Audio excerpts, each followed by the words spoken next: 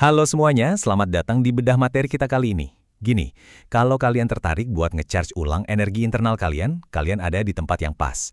Hari ini kita bakal ngebahas tuntas sebuah praktik Tao kuno yang namanya orbit mikrokosmos atau Xiao Jotian. Praktik meditasi dan pernapasan ini tuh bukan tren baru ya, akarnya udah dalam banget, bahkan prinsip-prinsip dasarnya bisa kita temuin di naskah kuno I Ching dari ribuan tahun yang lalu. Intinya sih, kita bakal belajar gimana caranya mengelola Qi, atau energi kehidupan kita secara terstruktur. Yuk, langsung aja kita mulai. Buat panduan kita hari ini ada 5 tahapan yang bakal kita lewati. Mulai dari anatomi energi internal, persiapan untuk orbit, memetakan gerbang energi, cara mensirkulasikan orbitnya, dan terakhir pastinya, urutan pendinginan akhir. Sebelum masuk ke teknisnya, coba deh perhatiin konsep dasar yang satu ini. Sel-sel di dalam tubuh kita itu ternyata merespons langsung apapun yang dipikirin oleh otak kita. Serius, harmoni antara fisik dan mental tuh absolut banget di sini. Dalam budidaya energi Tao, fisik yang gerak aja nggak cukup. Pikiran kita lah yang jadi setir buat narahin energi itu. Kalau pikiran kita lagi negatif, sistem imun dan energi kita bakal ikutan ngedrop. Makanya punya fokus yang jernih itu ibarat kunci utama buat nyalain mesin energi internal kita. Terus, apa sih sebenarnya orbit mikrokosmos ini? Gampangnya gini, ini tuh metode buat mencegah kekuatan hidup alami kita habis terkuras. Caranya, dengan memutar energi tersebut terus-menerus ngelewatin sebuah sirkuit di dalam tubuh. Dari literatur yang kita bedah, energi esensial kita, yang biasa disebut Jing, secara alami itu ngalirnya ke bawah, dan gampang banget terbuang untuk proses biologis kita sehari-hari. Nah, lewat praktik ini, Jing tadi seakan kita bajak sedikit, kita arahin naik ke atas, dimurnikan, terus diubah jadi Qi yang bakal meremajakan seluruh tubuh kita. Keren kan? Oke, kita masuk ke bagian pertama, anatomi energi internal. Di sini kita harus paham dulu apa bedanya cakra dan meridian. Bayangin aja cakra kalian itu kayak katup knalpot atau exhaust. Tugas mereka itu ngeluarin energi kotor dan narik energi yang bersih. Nah, kalau ada cakra yang kurang aktif, energi di sekitarnya bisa numpuk dan kotor, yang ujung-ujungnya bikin organ di sekelilingnya jadi sakit. Di sisi lain, kita punya meridian. Ini tuh ibarat jalan tol internal yang nganterin Qi kemanapun tubuh kita butuh. Jadi dengan memutar Qi ngelewatin meridian ini, kita otomatis memastikan cakra-cakra kita tetap aktif dan tubuh kita tetap sehat. Logis banget kan? Lanjut ke bagian 2, persiapan untuk orbit. Di tahap ini, kita bakal fokus untuk membangun panas internal.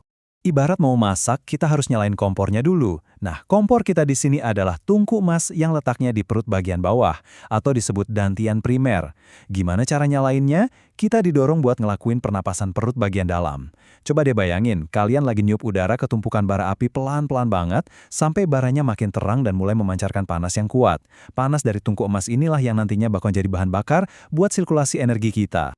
Nah, untuk menumbuhkan Qi ini, kita butuh gerakan tangan yang super presisi. Dan ini beda loh instruksinya antara pria dan wanita. Pertama, taruh tangan kanan kalian di depan perut.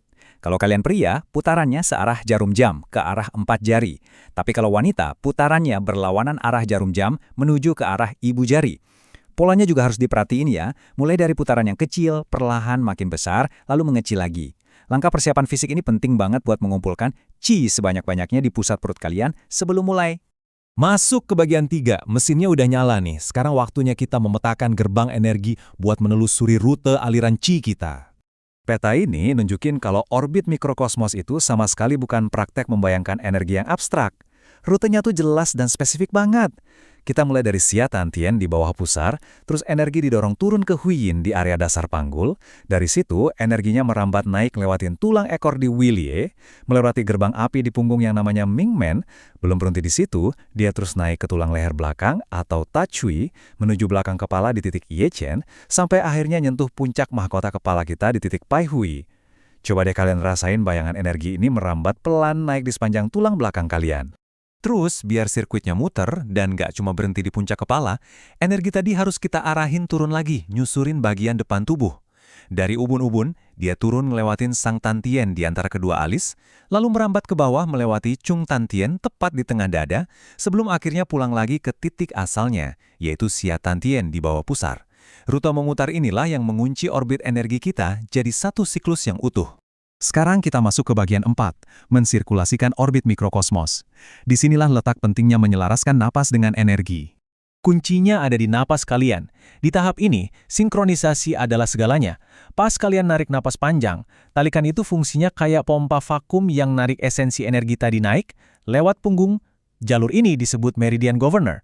Terus, pas kalian hembuskan napas, energi itu seakan-akan membasuh turun ngelewatin bagian depan tubuh lewat meridian conception.